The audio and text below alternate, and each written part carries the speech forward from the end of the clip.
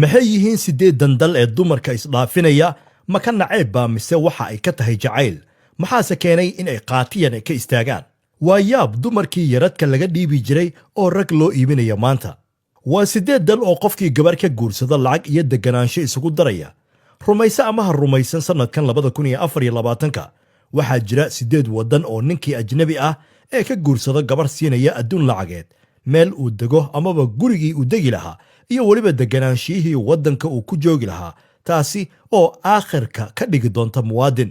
waxyaabaha kale ee ninka inanlayaalka ee u soo martiya laga caawinaya waxaa ka mid ah fursado shaqo iyo waliba mid maaliyadeed haddaba intaasi markii aad maqasho waxaa kugu soo dhacaya talow ujeeddada uu ka leeyahay dalkani maxay tahay sideese ku dhici kartaa in gashaantiyihii aan lacagta iyo dahabka aan ku bixin jirnay dowladdu ay mas-uuliyadda oo dhan ay qaado weliba intaa kuma ekee xoolana la igu darayo haayo waa dhacdaaye waa waxaaga wax lagugu dar ee koob dhaka jabiye ah soo shubo gambarna soo jiido warkana iga koobi adduunka waxaa ka jira dheelitirnaan la'aan dhinaca labada jinsi ah yacni ragga iyo dumarka oo waddamada qaarkood uu raggu gabaabsi uu ku sii yahay dumarkuna ay ku badan yahay dalalkani ma aha kuwa yaqaan in ninku guursado in ka badan hal xaas mana aha meel laga yaqaano waxa loogu yeero polygamy oo ninku uu guursan karo dhowr dumara sidaa daraaddeed xal ayay raadinayaan maadaama ragga looga badan yahay fursadaha shaqada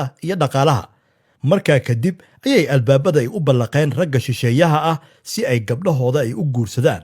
intaa kuma joogsanay si rag badan oo degdeg ah loo helo waxa ay ku yabooheen wax nin kastaa soo jiidan kara taasi oo ah lacag kaash ah oo la siinayo guri la dejinayo iyo weliba ila ganacsi oo loo fududayn doono waxyaabaha ugu horreeya ee ragga shisheeyaha ah lagu soo jiidanayo si quluubtooda loo hanto waa sharciga deganaanshaha dalka oo farta laga saarayo marka ugu horreysa ee uu aroosku uu dhaco 8 ruushka waa dal caan ku ah taariikh waxyaabaha qadiimiga ah ee la kaydiyo iyo weliba sheekooyinka caashaqa waxa uu dalku uu leeyahay 83 milyan oo dumar ah halka raggu yahay 73 milyan maadaama ruushka hadda uu ku jiro ciidamo dhis iyo dagaal kuwaasi oo rag u badan dalku waxa uu ka cabsi qabaa in rag la'aani soo food saarto sidaa daraaddeed ninkii dhinaca gabdhaha ka dhisa wax walba waxaa looga dhigayaa bilaash weliba lacag uu goonni isugu taago ayaa la siinayaa waa dal qani ah oo maaliyad fara badan haysta 7 Portugal waxa uu dalkani uu ku suntan yahay furfurnaan jacayl dhaqan iyo fursado dhaqaale noloshu waa mid raqiisa oo haddii aad dukaamaysi aad u baxdo wax yar ayaa kugu baxaya ninka u soo geed fariista gabar Boortaqiisa waa la soo dhaweynayaa canshuur dhaaf iyo weliba in dowladda degitaanka reerka cusub dhaqaale ay ku kabto ayaa ku dheer 6 Armenia waa wadan u dhaxeeya Yurub iyo Asia sanadahan dambe waxaa hoos u socday tirada ragga laakiin Armenia waxaa iyada gaar ku ah in dumarku ay fadhiyaan xafiisyada muhiimka ah oo dhan gacanta ugu weyn ay ka geystaan horumarinta dalka tirada haweenka ee sii kordhaya iyo ragga soo yaraanaya darteed dowladdu waxa ay xusulduub ay ugu jirtaa sidii loo heli lahaa rag ajnabi ah oo ka guursada gabdhaha dowladdu waxa ay ku yaboohday taageero dhaqaale iyo mid dib u dejin loogu samaynayo reeraha cusub mar haddii ay gabadhu Armenian tahay 5 Peru dal qurux badan oo ku yaala koonfur Amerika dhinacana ku haya badweynta Pacifica isla markaana gabdhihiisu ay leeyihiin timaha ugu quruxda badan adduunka ee ay gabar yeelato waa 42 inji dhumucda timaha celcelis ahaan iyo in ka badan marka la taabto waxa loo malaynayaa seenta fardaha waa sababta dadka timaha adag ay u soo iibsadaan timo laga soo jaray gabar Peruviana waa arrin adduunka oo dhan caan ka ah hindidu inta badan waa 32 inji aan timahooda dhumuc lahayn amaba xabad lahayn oo go'a gabdhaha sidaa ah ee guud haldhaalayda ah qofkii ajnabi ah ee guursada duco ayaa loogu darayaa kharashka dowladda ayaa qabta ragga ayaa ku yar sidaa daraaddeed in rag dibadda laga keeno si ay u dheelitiraan bulshada waa qorshe weyn oo xukuumaddu ay riixayso 4 Estonia waa wadan ku yaala Yurubta bari waxaa aad ugu batay gabdhihii ragguna waa uu yar yahay sidaa daraaddeed Estonia ayaa go'aansatay in ay siyaasadeeda ay furfurto isla markaana ogolaato soo dejinta ragga shisheeyaha si ay gabdhaha ay u guursadaan waa dal ku fiican daryeelka bulshada sida caafimaadka iyo dhinaca waxbarashada intaba 3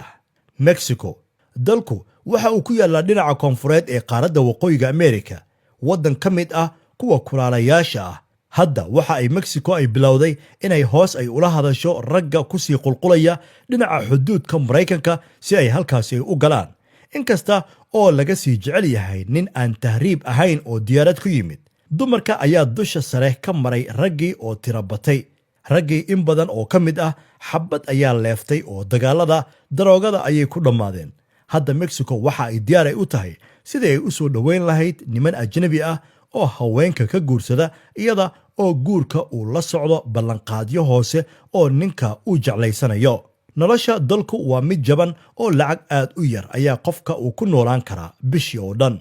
2. Italy, waddankan oo ku yaalla koonfurta Yurub isla markaana dhinacyada ay kaga wareegsan tahay badda Mediterranean-ka marka laga reebo waqooyiga, waa mid dumarku ay ka badan yihiin ragga. dal taariikhi ah, sheekooyin badan laga soo wariyo oo bulsho furfuran, waa goob kale oo ku wacan ragga caashiqa la golongalay. maxaa wacay dumarkii ayaa ka batay ragga. gobolka Lazio ee dalkani waxa uu si gaar ah ragga u siinayaa ilaa 2,000 oo euro bishii haddii ay gabar ay ka guursadaan. hadda kharashkii arooska iyo aqalgalkiiba isla gobolka ayaa kaa bixiyey ee ogow.